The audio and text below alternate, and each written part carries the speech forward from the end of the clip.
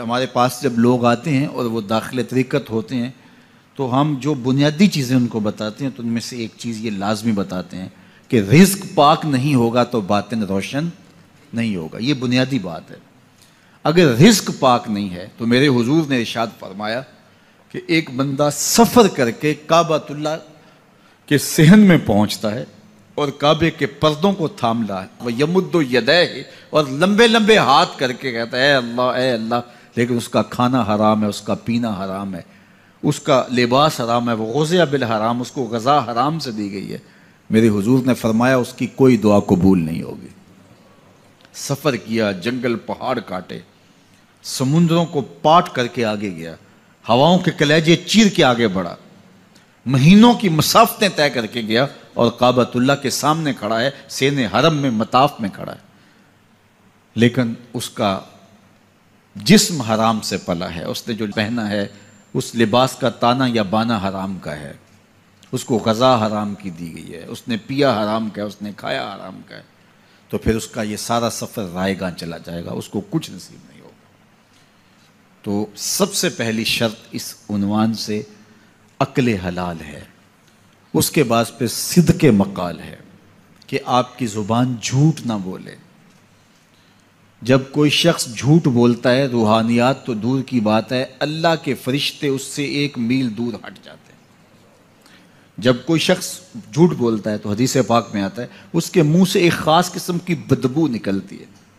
اس بدبو کو ہم نہیں سونگھ پاتے لیکن فرشتے سونگھ لیتے ہیں, چونکہ فرشتے انتہائی حساس مخلوق ہے, اور وہ جھوٹ کی وجہ سے نکلنے والی بدبو کو سونگھتے ہیں. اللہ نے حضرت امام اعظم امام ابو حنیفہ رضی اللہ تعالیٰ عنہ کو یہ بصیرت عطا کی تھی اور یہ باطنی نظر بخشی تھی کہ جب کوئی شخص وضو کرتا تھا تو اس کے وضو کے پانی سے پہچان لیتے تھے کہ یہ کس گناہ کا مجرم ہے.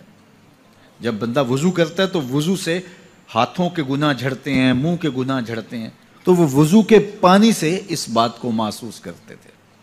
اللہ نے ان کو وہ بصیرت عطا کی تھی, لیکن انہوں نے اللہ کی بارگاہ میں عرض کی مالک مجھ سے یہ چیز چھین لے, یہ چیز مجھے نہیں چاہیے. لوگوں کے بارے میں جو ہے وہ ایسا گمان پھر پیدا ہوتا ہے. تو فرشتوں کو اللہ نے وہ حساس جو ہے وہ پاکیزہ وجود دیا, اور ان کی حس ایسی ہے کہ وہ بدبو جو انسان بولتا ہے اور لفظوں سے جو اثرات نکلتے ہیں وہ محسوس کرتے ہیں. تو جب کوئی شخص جھوٹ بولتا ہے تو اس کے جسم سے, اس کی زبان سے جھوٹ کے ساتھ بدبو نکلتی ہے. اللہ کے فرشتے 1 میل دور تک پیچھے ہٹ جاتے ہیں. تو مجھے بتائیے, جو شخص جھوٹ بولتا ہو کیا اسے کوئی روحانی مرتبہ مل سکتا ہے؟ یہ سوچا بھی نہیں جا سکتا, یہ امکانات سے ہی نہیں ہے. اللہ کے محبوب علیہ السلام سے پوچھا گیا کہ حضور کوئی مسلمان, کوئی مومن کیا بزدل ہو سکتا ہے؟ فرمایا نہیں, وہ بہادر ہوتا ہے, لیکن ہو سکتا ہے کبھی اس سے بزدلی بھی سرزد ہو جائے. انسانی کمزوری ہے, کبھی انسان بہت طاقت میں ہوتا ہے اور کبھی انسان کمزور بھی پڑ جاتا ہے. فرمایا ہو سکتا ہے کبھی اس سے ہو بھی جائے. پھر پوچھا کہ بخل کر سکتا ہے؟ فرمایا نہیں, مومن سخی ہوتا ہے لیکن ہو سکتا ہے کبھی اس سے بخل بھی ہو جائے. کبھی کبھی دولت اسے اچھی بھی لگنے لگ جاتی ہے, جس طرح فرمایا گیا کہ اولاد مبخلتن مجبنتن, یہ جو اولاد ہوتی ہے یہ بندے کو بخیل بھی بنا دیتی ہے اور بزدل بھی بنا دیتی ہے. جب اولاد نہیں ہوتی تو بندہ سخی بھی ہوتا ہے اور بندہ جو ہے وہ مشکل حالات میں بھی کود جاتا ہے, لیکن جب اولاد ہوتی ہے تو پھر مشکل حالات میں کودنے سے پہلے سوچتا ہے میرے بچے ہیں یتیم ہو جائیں گے. اس کو یہ خیال آتا ہے, پہلے ایسے مال لٹاتا ہے لیکن اولاد ہو جائے تو پھر وہ اولاد کا سوچتا ہے کہ ان کے لیے کچھ میں جمع کر لوں. تو اولاد فرمایا میرے حضور نے کہ مبخلہ و مجبنہ, یہ بخیل بھی کر دیتی ہے اور یہ کمزور اور بزدل بھی بنا دیتی ہے. تو مومن ہوتا بہادر ہے لیکن ہو سکتا ہے کبھی اس سے بزدلی بھی ہو جائے. مومن سخی ہوتا ہے لیکن کبھی ہو سکتا ہے اس سے بخل بھی ہو جائے. لیکن تیسرا سوال حضور سے پوچھا گیا کہ مومن جھوٹا ہو سکتا ہے؟ تو اس پہ 2 ٹوک کہا, نہیں جھوٹا نہیں ہو سکتا. یہ نہیں ہو سکتا کہ مومن ہو اور جھوٹا ہو, وہ سچ بولنے والا ہوگا. تو عقل حلال اور صدق مقال, یہ 2 خوبیاں جو ہیں یہ اہل اللہ کا ترائے امتیاز ہے, اور یہ مجھے اور آپ کو اختیار کرنی چاہیے. حضرت خلیل اللہ جب وادی غیر ذی زرع میں سیدہ ہاجرہ اور ان کے معصوم نونہال کو چھوڑ کر کے جانے لگے. ایسی وادی جہاں حیوانی وجود بھی نہیں تھا، نباتات بھی نہیں پائے جاتے تھے، پانی کا ایک قطرہ بھی دستیاب نہیں تھا. کالے سیاہ محیط پہاڑ جیسے فولاد پگھلا کے ڈال دیا ہو. وہ وادی جہاں دن کو بھی خوف آئے، وہاں حضرت ہاجرہ نے راتیں بھی گزاری. کتنا دردناک لمحہ تھا. جب سحری کا وقت ہوا، حضرت خلیل اللہ دعائیں دے کے رخصت ہونے لگے. حضرت ہاجرہ سلام اللہ نے آگے بڑھ کے اپنے شوہر نامدار کا دامن پکڑ لیا. تمسکت بِأَزْيَالِهِ، دامن پکڑ کے بولی میرے شوہر نامدار، اس محیب وادی میں، اس پہاڑوں کے دامن میں جہاں دن کو بھی خوف آئے، نونہال معصوم کے ہمراہ مجھے چھوڑ کے کہاں جا رہے ہو؟ حضرت خلیل اللہ نے کوئی جواب نہیں دیا. پھر قدم اٹھایا تو زوجہ نے پھر دامن پکڑا، پھر وہی سوال، پھر کوئی جواب نہیں آیا. تیسری مرتبہ دامن پکڑا، خلیل اللہ کی جانب سے کوئی جواب نہیں آیا. تو خاتون خود بولی کیا اللہ کا حکم تو نہیں؟ تو حضرت خلیل اللہ نے کہا نعم، ہاں اسی کا حکم ہے. حضرت ہاجرہ نے دامن چھوڑ دیا، کہا جائیے، خیر سے جائیے، اگر اس کا حکم ہے وہ ہمیں ضائع نہیں ہونے دے گا.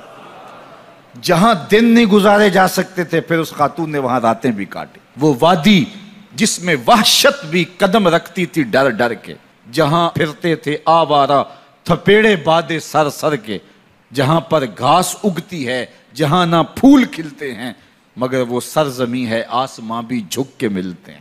اپنی پاک باز بیوی اور نونہال بیٹے کو چھوڑ کے حضرت خلیل اللہ دعائیں دے کے رخصت ہو گئے. تھوڑا سا توشہ تھا، 2-1 دن کے بعد ختم ہو گیا. پھر ماں کی چھاتی سے دودھ بھی خشک ہو گیا.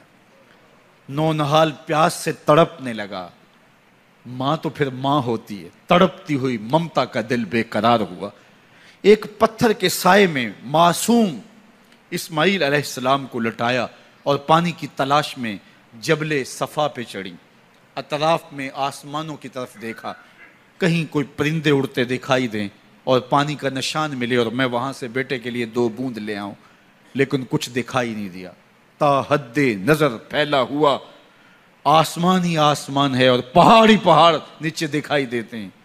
پھر مروہ پہ آئیں، درمیان میں نشیبی جگہ تھی، وہاں بیٹے کا من مونا چہرہ دکھائی نہیں دیتا تھا. دوڑ کے گزری اور جا کے صفا پہ گھوم کے دیکھا، کچھ نظر نہیں آیا. ادھر بھی دیکھ لیا، ادھر بھی دیکھ لیا، لیکن ماں تھی. پھر دوبارہ صفا پہ آئی، صفا پہ دیکھا، کچھ دکھائی نہیں دیا. پھر تڑپ کے مروہ پہ آئیں، وہاں پھر دیکھا، کچھ دکھائی نہیں دیا. پھر صفا پہ آئی، کبھی صفا پہ کبھی مروہ پہ. تڑپتی ہوئی ماں کی ممتا، بے قرار دل. ادھر پانی کی پیاس سے تڑپتا ہوا معصوم اسماعیل پتھر کی اوٹ میں. درمیان سے ماں گزرتی ہے تو بھاگ کے گزرتی ہے کہ بیٹے کا من مونا چہرہ بھی نگاہوں کے سامنے رہے. ذرا منظر تو دیکھو کتنا دل آویز ہے. اللہ اکبر، سینوں میں پتے پانی ہو جائیں، پتھر بھی ہو تو پگھل جائے اس زہرہ گداز داستان سے. لیکن اللہ پر توکل اور ماں کی بے قراریاں، کبھی صفا پہ کبھی مروہ پہ، زبان پہ شکایت نہیں ہے. پھر جب مروہ پہ پہنچتی ہیں، 7 چکر مکمل ہو گئے، تو ادھر کیا دیکھا کہ معصوم اسماعیل ایڑیاں رگڑ رہا ہے. ماں کا دل ڈولنے لگا کہ بیٹا آخری لمحوں میں. دوڑی کہ بیٹے کو جا کے اپنی چھاتی سے چمٹاؤں، ہو سکتا ہے 2 قطرے دودھ کے اس کی زندگی کی آس بندھا دیں. تو ماں دوڑتی ہوئی آئی، لیکن جب قریب آئی تو منظر بدلا ہوا تھا. معصوم کی ایڑیوں کے رگڑنے سے تازہ چشمہ پھوٹ رہا ہے. پانی ہے کہ بے قابو ہونا چاہ رہا ہے. آگے بڑھی، جلدی جلدی مٹی کی منڈھیری کرتے ہوئے کہا زم زم، رک جا رک جا. اللہ اکبر. ہاجرہ سلام اللہ علیہا نے حضرت اسماعیل کی محبت اور اپنے رب پر توکل کی انوکھی اور البیلی داستان رقم کی. کہا ہاجرہ تو نے بھی حد کر دی، لیکن قیامت تک تیری راہوں کو بھی جلوہ گاہ بنا دیں گے. یہاں نبی بھی دوڑیں گے، ولی بھی دوڑیں گے، غوث بھی دوڑیں گے، کتب اور ابدال بھی دوڑیں گے، شہنشاہ بھی دوڑیں گے، کج کلا بھی دوڑیں گے. یہ دوڑنا ہم عبادت بنا دیں گے. حتیٰ کہ امام الانبیاء بھی ان راہوں کی سائی کرتے رہے. عجیب رنگ، عجیب منظر اور عجیب کیف کا عالم. اچھا، یہاں رک کے ایک بات کرنا چاہوں گا. اگر آپ کی توجہ ہو، جہاں حضرت ہاجرہ دوڑیں اور ان کے مبارک قدم وہاں لگے اور لگ کے ہٹ گئے، عارضی نسبت ہے، مستقل نسبت نہیں ہے. جہاں ان کے قدم لگ کے ہٹ گئے وہ جگہ تو جلوہ گاہ بن گئی، اور جہاں حضور خود جلوہ فرما ہیں وہ گنبد خضرا جلوہ گاہ کیوں نہیں ہو سکتا ہے؟ اب یہ پانی جہاں حضرت اسماعیل کے قدم لگے، یہ پانی دنیا کا عظیم ترین پانی ہے، اور پھر اس کا پروٹوکول یہ ہے، اس کو کھڑے ہو کے پیا جاتا ہے۔ یار یہاں بھی روک کے ایک بات کہہ دوں، حضرت اسماعیل کے قدموں کو چھونے والے پانی کا پروٹوکول ہے کہ اس کے لیے کھڑے ہو جائیں، اور حضرت اسماعیل مسجد اقصیٰ میں جس کے پیچھے کھڑے ہو کے نماز پڑھتے ہیں اس امام کے لیے کھڑے ہو کے مصطفیٰ جان رحمت پہ لاکھوں سلام پڑھ لیں، تو اس میں شرک کہاں سے؟